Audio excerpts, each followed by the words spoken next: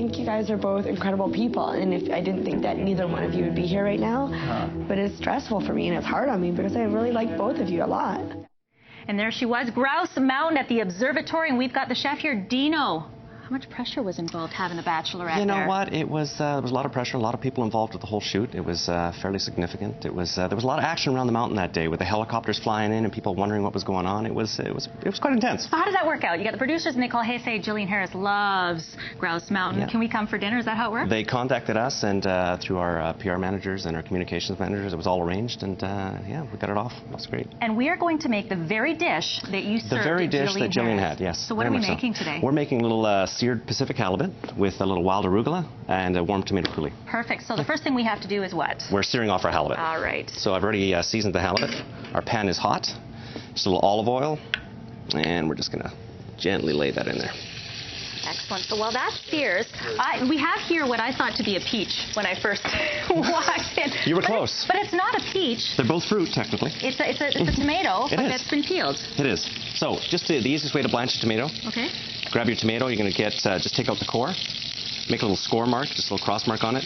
Boiling water. Let me show that people at home. So there's the coring, and then there's the score, just a little X, right? Yeah. Okay. And then you're going to get boiling water. Dunk it in there for about 30 seconds.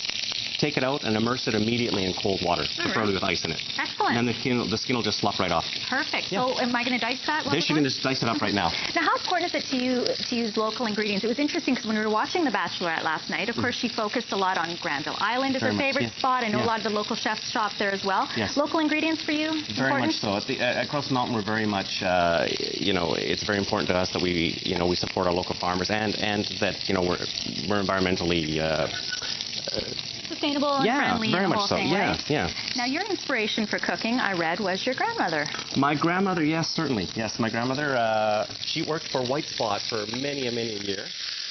And our family dinners around the house where, there was always at least 30 people around the house when we had big family occasions. I'm just going to take this halibut off, so we're good with that right now. Now, tell me, too, Dino, Grouse Mountain, many of us think, okay, well, we think of the grind for sure, but many of us think, of course, skiing, and many would assume that perhaps the winter is one of the high seasons for you guys, but not necessarily the case. Not necessarily. We're actually busier now in the summer months than we are during the winter months. With the activities such as the zip lines and the Grouse Grind, which it actually makes us the most visited or the most climbed mountain in the world with the Grouse Grind, and with the bears that we have in habitat, the grizzly bears. Right. So there's certainly many activities to do on the mountain. Okay. Yeah. Here we go. I have yet to do the Grouse Grind. I know Riaz Megji has done it a few times. He keeps saying he's got to get in better shape before he takes me up there. Yeah. How many times have you done it? Is that how you get to work every day? I don't do it. No? No. I wish I did, but I don't. Okay, so you've diced those tomatoes. I've got a little bit of olive oil. That's perfect. Okay. A little bit of olive oil here with some crushed chilies. We're going to throw in some shaved garlic. Okay. Just get a little heat on that. All right. Then we're going to add in your tomatoes. Now, we didn't kind of suck the juice out of it, or did we? No, because the juice is going to incorporate into the sauce. It's going to be actually part of the whole dish. All right. We'll just get those out of the way because that's perfect for now. Okay. And what else are we going to do? And now we're just going to adjust our seasoning here a bit. Right. A little cracked black pepper and kosher salt. And then we're going to add a little bit of chopped oregano. Okay. And then we're just going to get a little heat under that sucker. And are these all your recipes on the menu, or is it a...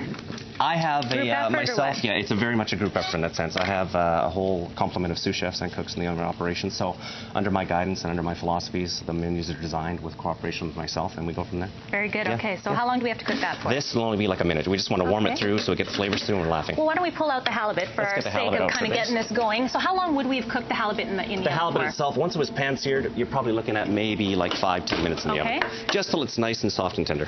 You don't want to overcook it because there's not a lot of fat content in halibut. When it does, it'll dry out. Perfect. Well, why don't we plate this? I know it's probably not quite done, but for the sake of our viewers, we can probably see what it all looks like.